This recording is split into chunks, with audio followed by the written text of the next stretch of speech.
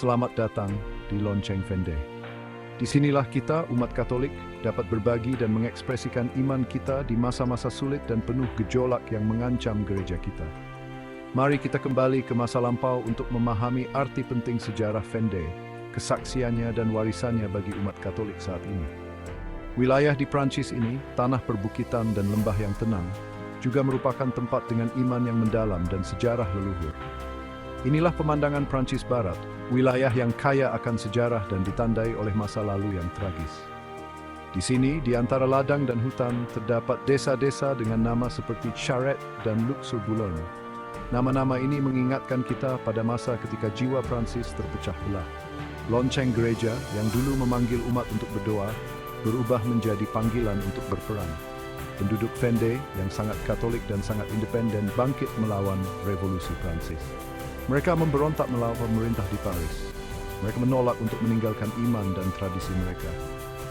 Inilah kisah Vendée, kisah tentang iman dan Tuhan, kisah tentang keberanian dan pengorbanan. Sebuah kisah yang tidak boleh kita lupakan. Revolusi Prancis meletus pada tahun 1909 menjanjikan kebebasan, persamaan dan persaudaraan. Namun bagi penduduk Vendée, revolusi dengan cepat berubah menjadi teror. Para revolusioner menargetkan gereja Katolik, jantung dan jiwa kehidupan di Vendée. Para pastor dianiaya, gereja-gereja ditutup dan simbol-simbol keagamaan dihancurkan. Penduduk Vendée yang sangat terikat dengan iman dan cara hidup mereka menolak untuk tunduk. Pada tahun 2003, mereka mengangkat senjata bukan untuk raja atau ideologi politik, tetapi untuk hak untuk menyembah Tuhan sesuai dengan hati nurani mereka sendiri. Mereka dipimpin oleh François de Charette dan Henri de la Roche-Jacquelin, orang-orang biasa yang menjadi pemimpin luar biasa di tengah kobaran pemberontakan. Perang di Vendée bukan hanya pemberontakan politik, tetapi juga perjuangan spiritual.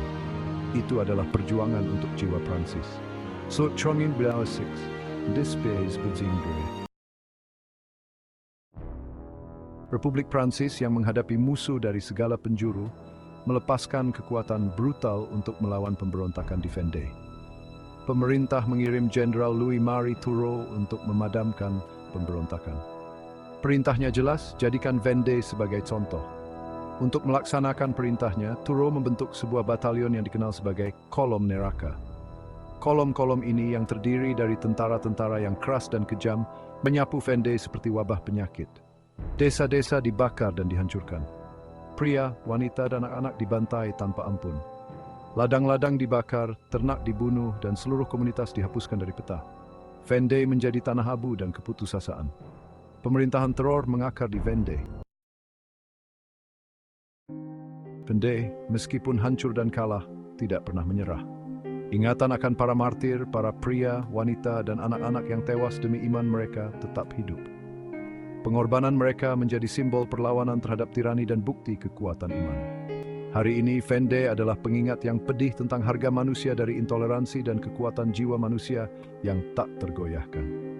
Monumen dan museum yang tersebar di seluruh wilayah tersebut memperingati lebih dari 200.000 korban, pria, wanita, dan anak-anak, dari apa yang oleh banyak sejarawan dianggap sebagai tindakan genosida yang memalukan bagi Prancis dan terlalu sedikit dikenang, tetapi tetap hidup dalam ingatan para martir. Penduduk Vendée menjaga api ingatan tetap hidup, mewariskan kisah-kisah leluhur mereka dari generasi ke generasi. Semangat Vendée tetap hidup selamanya. Warisan Vendée melampaui batas-batas Prancis.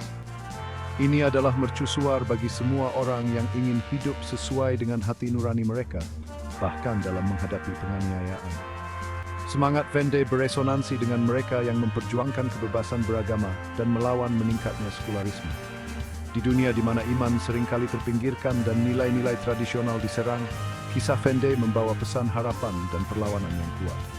Penduduk Vendée mengingatkan kita bahwa iman dapat bertahan dari badai yang paling dahsyat, dan jiwa manusia ketika dipandu oleh keyakinan dapat mengatasi masa-masa tergelap. Kisah mereka mengingatkan kita bahwa perjuangan untuk iman dan kebebasan tidak pernah berakhir.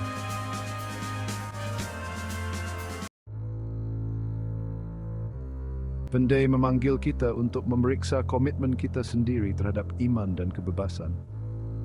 Ia bertanya kepada kita, apa yang rela kita korbankan untuk keyakinan kita, dan harga apa yang rela kita bayar untuk hak menjalankan iman kita sesuai dengan hati nurani kita.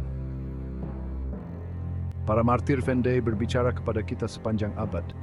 Mereka mendesak kita untuk teguh pada keyakinan kita, melawan tirani dalam segala bentuknya, dan tidak pernah menyerah pada hak untuk hidup sesuai dengan iman kita. Mereka mengingatkan kita bahwa jiwa manusia yang disentuh oleh rahmat dapat menanggung cobaan yang paling tak terbayangkan. Marilah kita mengingat Vendée. Marilah kita mengingat pengorbanan mereka. Dan marilah kita biarkan kisah mereka menginspirasi kita untuk hidup dalam iman, keberanian, dan keyakinan yang tak tergoyahkan.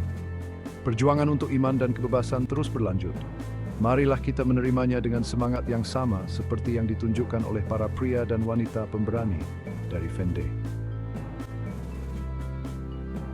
Ang Sukva Cheng Vendée, Selusum Berengis Kimbeki, Pisti. Sampai jumpa di Bangis, semoga jumlah sabandis.